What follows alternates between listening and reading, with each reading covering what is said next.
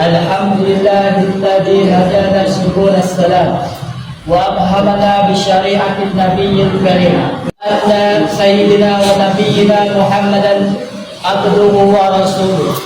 Allahumma salli ala sayyidina Muhammad wa ala ali sayyidina Muhammad wa ala alihi wa ashabihi wa tabi'in bi ihsani ila yaumiddin.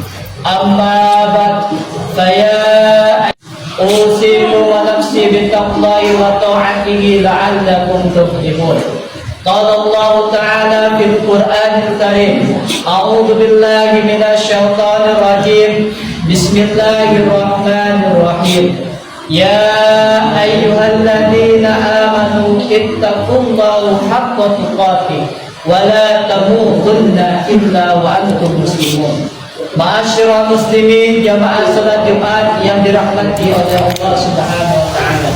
Dari di atas mimbar ini, khatib berwasiat kepada kita semua, terutama kepada khatib pribadi, senantiasa berusaha meningkatkan kualitas keimanan dan ketakwaan kita kepada Allah Subhanahu wa taala.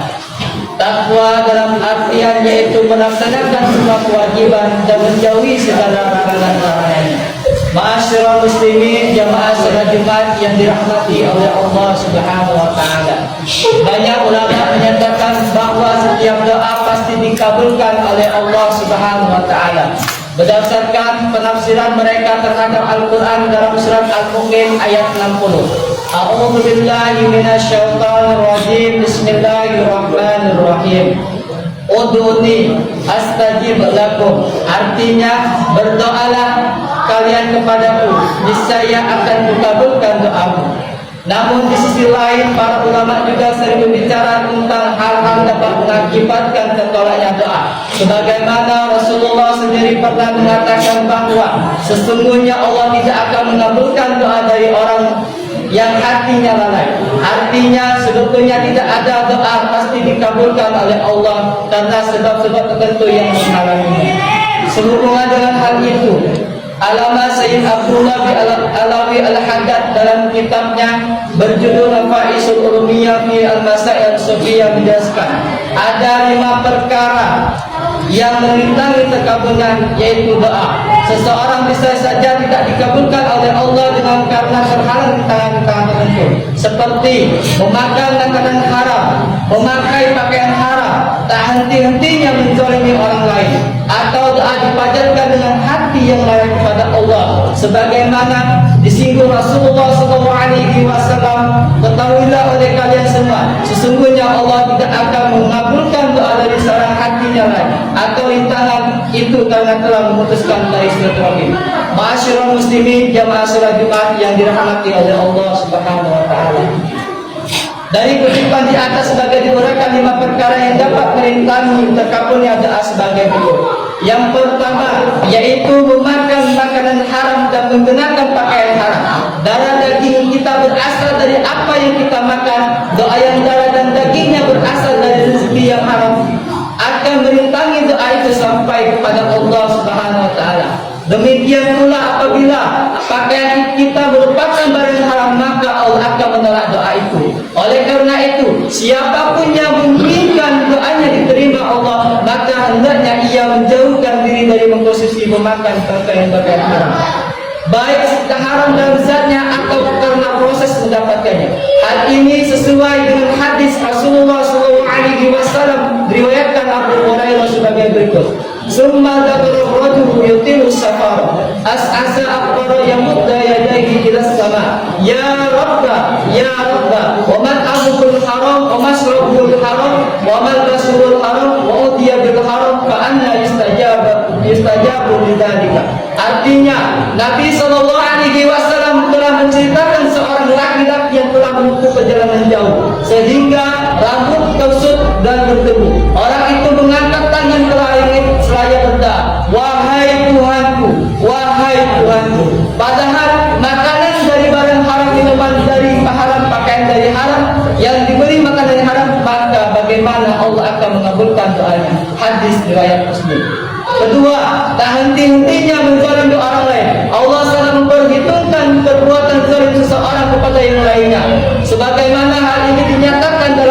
Rasulullah SAW yang diriwayatkan dari Anas bin Malik radhiyallahu anhu sebagai berikut. Wa amma zulmul ladzi la yakrahullah wa zulmul ibadah ba'dihim ba'dan hatta dizabiru li ba'dihim ba'dan. Artinya, adapun kezaliman yang tidak akan dibiarkan oleh Allah adalah kezaliman manusia. Itu manusia lainnya hingga mereka menyelesaikan urusannya. Hadis ini sangat penting untuk diperhatikan, terutama bagi mereka yang merasa doa-doanya banyak belum dikabulkan oleh Allah Subhanahu wa taala selama ini. Bisa jadi penyebabnya adalah karena mereka sering berbuat zalim kepada seorang lain dan belum menyelesaikannya, baik secara moral seperti memohon maaf maupun secara hukum seperti menyelesaikan masalahnya sesuai dijanjikan atau berkesepakatan bersama. Ma'asyiral muslimin jamaah salat Jumat yang dirahmati oleh Allah Subhanahu wa taala. Ketiga, hatinya lalai terhadap Allah. Yang dimaksud hati yang lalai terhadap Allah adalah orang yang melakukan dari kehidupan akhirat dengan meninggalkan apa yang diperintahkan dan melakukan apa yang dilarangnya. Keadaan seperti ini akan menjadi rintangan terkabulnya doa, sebagaimana hadis Rasulullah SAW. Wa'lamu anna Allah la yastajibu du'aan min qalbin ghafilin. Artinya, ketahuilah oleh kalian semua, sesungguhnya Allah tidak akan mengabulkan doa orang yang hatinya lalai. Hadis riwayat Tirmidzi. Keempat, yaitu memutuskan tali silaturahim. Menyambung silaturahim adalah perintah Allah sebagaimana yang ditegaskan di dalam Al-Quran surah An-Nisa ayat 1. A'udzubillahi minasyaitonir rajim. Bismillahirrahmanirrahim.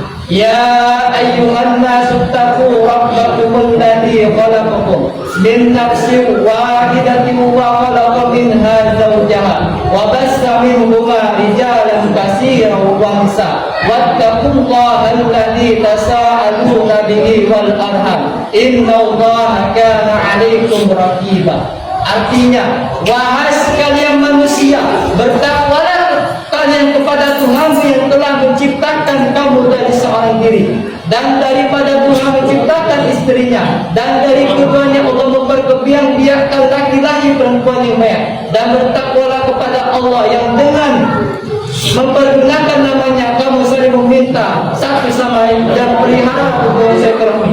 Sesungguhnya Allah selalu menjaga dan mengawasi kamu. Quran surah An-Nisa ayat 1. Kelima, yaitu membenci saudaranya sesama muslim dan tidak berbicara dengan mereka tanpa alasan yang bisa dibenarkan. Membenci kepada sesama muslim bertentangan dengan larangan-larangan sebagaimana ditegaskan dalam hadis Rasulullah SAW. La tabaghadu wa la tahasabu wa la tadabaru wa kunu ibadallahi ikhwana wa la yahillu lil muslim an yudhara aqulu fawqa salasin layali. Artinya, janganlah kalian saling membenci, mendengki, saling membelakangi dan saling memutuskan hubungan. Wahai hamba-hamba Allah, hendaklah kalian bersaudara. Seseorang muslim tidaklah dihalau untuk mendiamkan sesama muslim lebih dari 3 hari. Hadis riwayat Bukhari dan Muslim.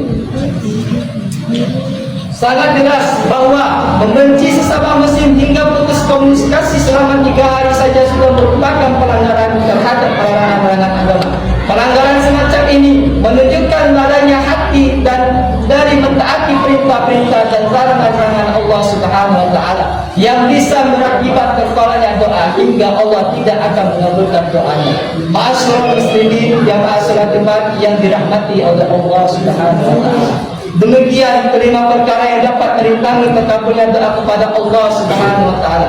Kelima perkara tersebut dapat diringkas menjadi 3 perkara, yakni yang pertama, sisi lahir dari batin seseorang yang kotor, keduanya, hubungan seseorang dengan Allah yang rendahnya ketakwaan akibat hatinya lalai, dan yang ketiga, yaitu buruknya hubungan seseorang dengan sesama manusia karena sering melakukan kezaliman dan penuh kebencian. Semoga kita termasuk orang-orang yang dijaga oleh Allah Subhanahu wa taala dari 5 perkara di atas sehingga doa kita yang baik dapat diterima dan dikabulkan oleh Allah Subhanahu wa taala. Amin ya rabbal alamin. Barakallahu li wa lakum fil Qur'anil azim wa nafa'ani wa iyyakum bima fihi minal ayati wal dzikril hakim wa taqabbal minni wa minkum tilawatahu innahu huwas samiul alim.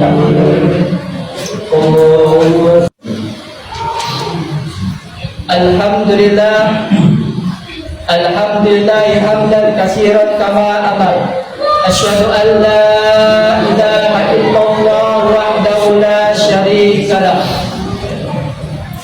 Irghaman liman jaa bihi wa kafar. Wa asyhadu anna Muhammadan abduhu wa rasuluhu sayyidul khalaiqi wal bashar. Allahumma shalli wa sallim ala sayyidina Muhammad wa ala alihi wa sahbihi wa man tabi'ahum bi ihsani ila yaumil mahsyar. Amma ba'd, fa ya ayyuhan nas usikum wa nafsi bittaqwallahi faqad fazal muttaqun. Faqala Allah ta'ala inna Allaha malaikatahu yusalluna 'alan nabi ya ayyuhalladzina amanu sallu 'alaihi wa sallimu taslima. Allahumma salli ala sayyidina Muhammad wa ala ali sayyidina Muhammad. Allahumma ighfir lil muslimina wal muslimat wal mu'minina wal mu'minat al ahya'i minhum wal amwat. Allahumma ighfir lana wa liwalidina warhamhuma kama rabbayani shighara.